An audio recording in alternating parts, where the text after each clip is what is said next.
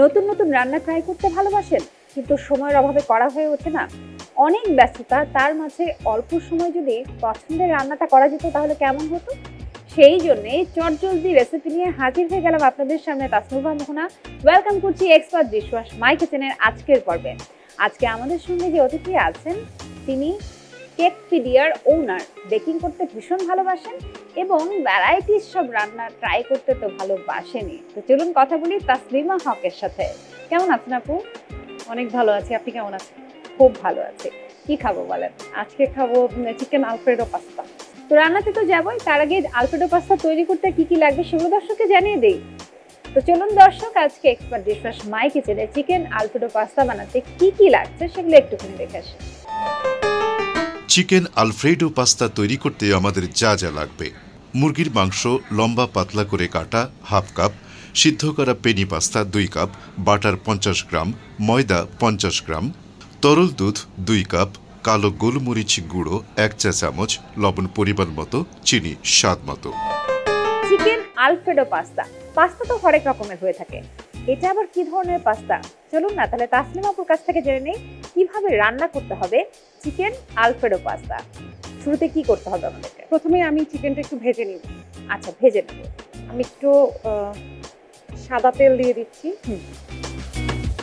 এটা কি মানে অল্প তেল দেবো? অল্প তেলেই ভাজবো, মানে শ্যালো ফ্রাই করার জন্য হ্যাঁ। যেটা লাগে আর কি, শ্যালো ফ্রাই বা যেটাকে বলে যে ভেজিটেবল সতে করে সেরকম কিছু কি? একটা চামচ দিলে। শিওর। আচ্ছা, আমরা এখানে লবণ টবণ কিছু দিচ্ছি না? না, এটার মধ্যে লাগবে না। ওকে, জাস্ট হালকা একটু ভেজে নিব। আচ্ছা। আমরা কি মানে এখানে লবণ টবণ কিছু অ্যাড করব না, তাই তো? এটা দরকার হয় না, আমরা যখন ওই হোয়াইট সসটা বানাবো তখন ওইটার মধ্যে সিজনিং হয়ে যাবে। ও আচ্ছা। তো সেটার সাথে যখন এটা মিক্স করব তখন এটা সিজনিংটা বা সল্ট পেপার যেটাকে আমরা সিজনিং বলি, ওকে, সেটা চলে আসবে। মানে এই ফ্রাইটা যে আমরা করছি এটা কি খুব মানে হার্ড ফ্রাই হবে নাকি? না, জাস্ট একটু ভেজে নেওয়া, হালকা করে ভেজে নেওয়া। এটা হয়ে গেছে? এটা হয়ে গেছে। আচ্ছা, আর কোনো বাটি লাগবে? জাস্ট হালকা করে আমরা চিকেনটাকে ভেজে নেব। আর কিউব করে কাটলে বোধহয় দেখতেও ভালো লাগবে না? হ্যাঁ, একটু লম্বা জুলিয়ান করে কেটে নিলে একটু দেখতে ভালো লাগে। মানে বিভিন্ন ধরনের কাটিং আছে তো আলফ্রেডো যখন আমরা করি আচ্ছা, সেক্ষেত্রে চিকেনটা একটু জুলিয়ান কাট, একটু লম্বা লম্বা পাতলা করে কেটে নিলে দেখতে ভালো লাগে, বাইটিংটা ভালো আসে মুখে। সেটা একটা। আচ্ছা, আমি প্রথমে যে কোশ্চেনটা জিজ্ঞেস করবো যেটা করতে ভুলে গেছি, এটার নাম কেন আলফ্রেডো? আলফ্রেডো এই জন্যই, যখন আমরা এটাকে মানে হোয়াইট সস বলি, যেমন বাটার, সমপরিমাণ বাটার এবং ফ্লাওয়ার মানে ময়দা যেটা, এই দুটো দিয়ে একটা প্রথমে এটাকে বলা হয় রু বানানো হয়। ওকে, হ্যাঁ, এটা হলো বেস। যখন এটার মধ্যে আমরা দুধ মিশাই, তরল দুধ মিশিয়ে একটা সস হয়, এই সসটাই হচ্ছে আলফ্রেডো সস বা হোয়াইট সস। আচ্ছা, মানে সসটার নাম আলফ্রেডো, দ্যাটস হোয়াই এটা chicken Alfredo pasta. Chicken Alfredo pasta. Okay, fine. তারপরে কি করব বলেন? এখন আমরা যেটা বলছিলাম যে রু বানাবো। হ্যাঁ, রু বানাতে কি করতে হবে? প্রথমে দিব বাটার। বাটার কতখানি দিচ্ছি? আমরা এখানে বাটার দিচ্ছি 50 গ্রাম। ওকে, এবং বাটার এবং যে ময়দাটা এটা সমপরিমাণ হলেই হচ্ছে এই সসটা খুব পারফেক্ট হয়। আচ্ছা, বেসটাকে পারফেক্ট বলা হয়, মানে সমপরিমাণ, রেশিওটা হচ্ছে একেবারে সমপরিমাণ। বাটারের পরিবর্তে অন্য কিছু ইউজ করা যাবে নাকি? মানে স্মেলটার জন্য? না, এটা খুব ভালো একটা ফ্লেভার আসে, নাটি একটা ফ্লেভার আসে, মিল্কি নাটি এরকম একটা ফ্লেভার আসে। অরিজিনাল ফ্লেভারটা আসার জন্য বোধহয় বাটারটাই ইউজ করা হয়। মনে রাখবেন, অরিজিনাল ফ্লেভারটা আনতে চাইলে অবশ্যই বাটার ইউজ করতে হবে। বাটারটা যখন পুরোপুরি মেল্ট হওয়ার আগে, মানে হালকা যখন অর্ধেকটা মেল্ট হয়ে আসবে তখন হচ্ছে আমরা এখানে ময়দা দিয়ে দিব, মানে সমপরিমাণ ময়দা, একটা চামচ। হ্যাঁ,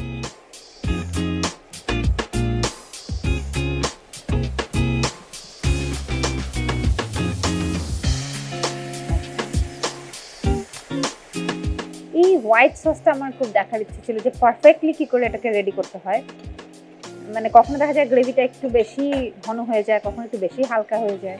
তো এইটা হালকা বা ঘন হয়ে যাওয়ারও হয়ে গেলেও কিন্তু এটা ঠিক করা যায় চাইলে।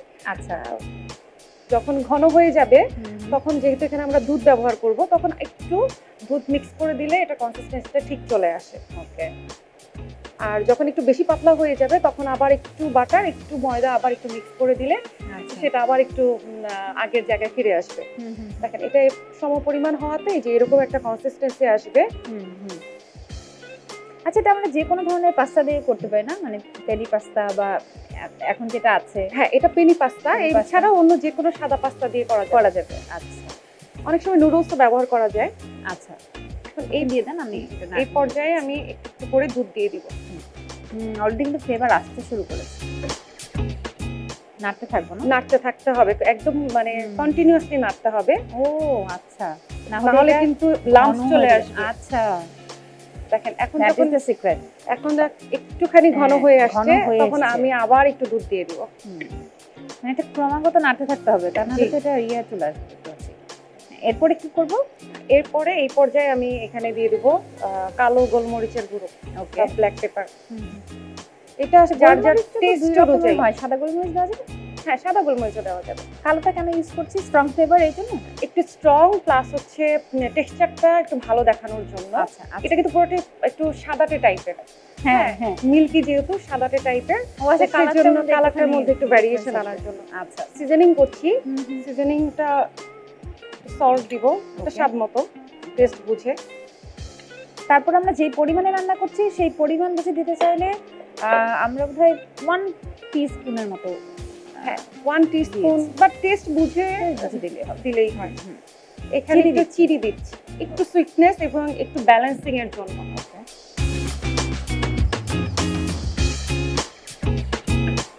কালারটা একদম পারফেক্ট এসছে, সুন্দর এসছে। এই অবস্থাতেই আমি এখানে এখন পাস্তাটা দিয়ে দেব। আচ্ছা,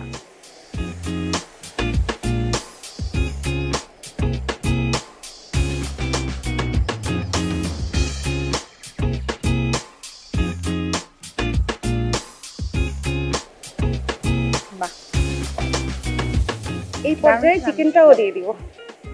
একসাথেই দিয়ে দেব? একসাথেই দিয়ে দেব। চিকেনটা বোধহয় মানে হাফ ডান হয়ে গেছে মোটামুটি, আর বাকিটুকু এখানে হয়ে যাবে। এটা কি বেশি ঘন হয়ে গেল? সামহাউ কি বললাম, ঘন হয়ে গেলে একটু তরল দিয়ে ওটাকে ব্যালেন্স করে ফেলতে হবে। ওকে, পুরোটাই লেগেছে। রান্নায় সবসময় একটা বিষয় আমার যেটা মনে হয় যে রান্নায় মানে দেখতে সুন্দর হলে ডেফিনেটলি সেটা খেতে মজা হবে। দেখতে অবশ্যই প্রথমেই দেখতে ব্যাপারটা মানে খুব দরকার, রান্না খুব দরকার। দেখতেই যদি ভালো না হয় সেটা আসলে খেতেও কারো ইচ্ছে করবে না। সেটাই। সে সাথে আরেকটা বিষয় যেটা আমরা সবসময় খেয়াল রাখবো সেটা হলো হাইজিন মেনটেন করবো।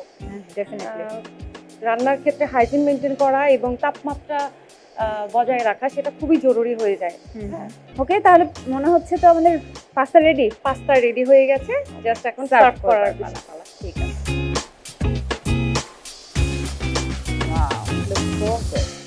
রান্নাটা যে আসলে কত বড় শিল্প সেটা রান্নাঘরে না গেলে আর রান্না না করলে আসলে বোঝা যায় না।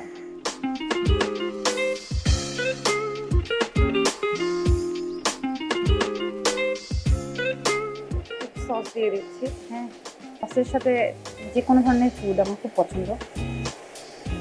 তো সামহাউ কোইন্সিডেন্সলি এটা আমার ফেভারিট হয়ে গেল। খুব ভালো।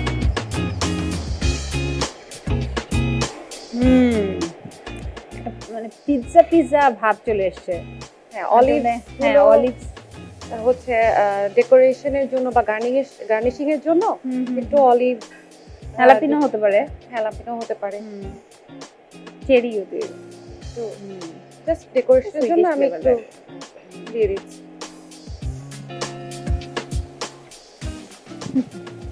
খুব সুন্দর হয়ে গেল আমাদের chicken Alfredo pasta. Thank you so much. খুব সুন্দর হয়েছে দেখতে, সিরিয়াসলি, এবং খুব সুঘ্রাণ। তাহলে দেখে নিলেন কি করে ঝটপট তৈরি করে ফেলতে হয় চিকেন আলফ্রেডো পাস্তা। উপকরণগুলো হাতের কাছেই থাকে আর প্রণালীটিও যেহেতু খুব সহজ, তাই আপনাদের সুবিধার্থে আরেকবার দেখে দিচ্ছি কি করে রান্না করতে হবে চিকেন আলফ্রেডো পাস্তা। প্রস্তুত প্রণালী: প্রথমে প্যানে তেল গরম করে চিকেনগুলো হালকা ভেজে নিতে হবে। এরপর প্যানে বাটার দিয়ে তার মধ্যে ময়দা ও দুধ দিয়ে নাড়তে হবে। এবার তার মধ্যে কালো গোলমরিচ গুঁড়ো, লবণ, চিনি, সিদ্ধ করা পাস্তা ও চিকেন দিয়ে ভালোভাবে নাড়তে থাকুন। ঘন হয়ে এলে তুলে নিন এবং পরিবেশন করুন healthy and tasty chicken Alfredo pasta. এবার টেস্ট করবার পালা। চলুন তাহলে। আপনি কি নেবেন? হ্যাঁ, আমি এখান থেকে নিচ্ছি। আমি তো শুরুতেই বলেছি যেটা দেখতে ভীষণ সুন্দর হয়েছে। আমার এই টাইপের ফুড যদি খুব পছন্দ, মানে ডিফারেন্ট কুজিন ট্রাই করতে আমার খুব ভালো লাগে।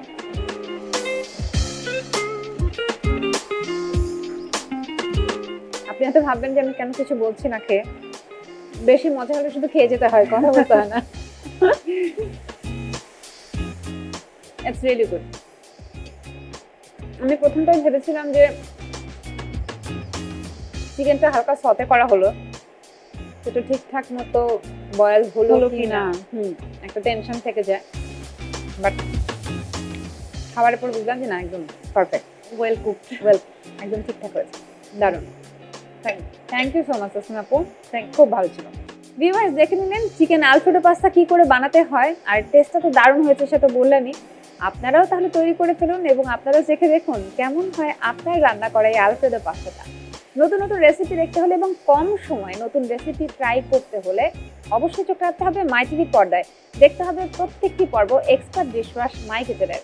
তাসনভা মনে থাকবে পরবর্তী পর্বে, আবার সঙ্গে থাকবেন নতুন একজন অতিথি। আজকের মতো টাটা।